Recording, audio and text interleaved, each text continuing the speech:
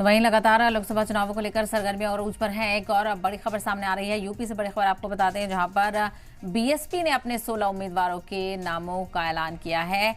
BSP ने 16 उम्मीदवारों को टिकट दिया है। यूपी के लिए 16 उम्मीदवारों के नामों का ऐलान किया है। बीएसपी ने 6 मुस्लिम उम्मीदवारों को यहां पर टिकट दिया गया है।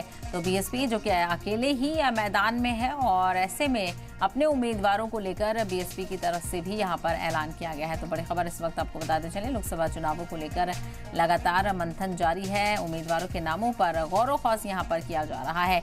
तो लोकसभा चुनाव से जुड़ी बड़ी खबर आपको बता रहे हैं, बीएसपी ने भी अपने 16 उम्मीदवारों को टिकट दे दिया है। यूपी के लिए 16 उम्मीदवारों के नामों का ऐलान किया गया है बीएसपी की तरफ से, जिसमें 6 मुस्लिम उम्मीदवारों का नाम शामिल है। 6 मुस्लिम उम्मीदवारों को बीएसपी की तरफ से टिकट दिया गया है। तो बीएसपी की तरफ से अकेले ही इस बार चुनावी मैदान में उतरने का फैसला किया था और किसी भी इत्तेहाद के साथ बीएसपी ने अपना हाथ नहीं मिलाया है। ऐसे में नामों को लेकर भी जानकारी हासिल करेंगे।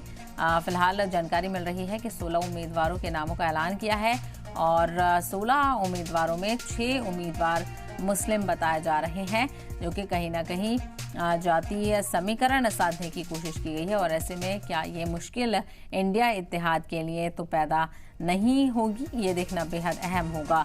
तो बीएसपी की तरफ से, बहुजन समाज पार्टी की तरफ से भी जो उम्मीदवारों की लिस्ट है वो जारी यहाँ पर की गई है।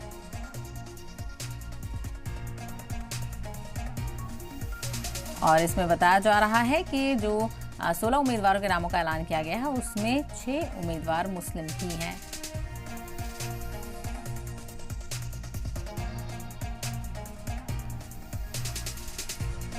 तो लोकसभा चुनावों को लेकर लगातार सियासी सरगर्मियां देखने को मिल रही हैं।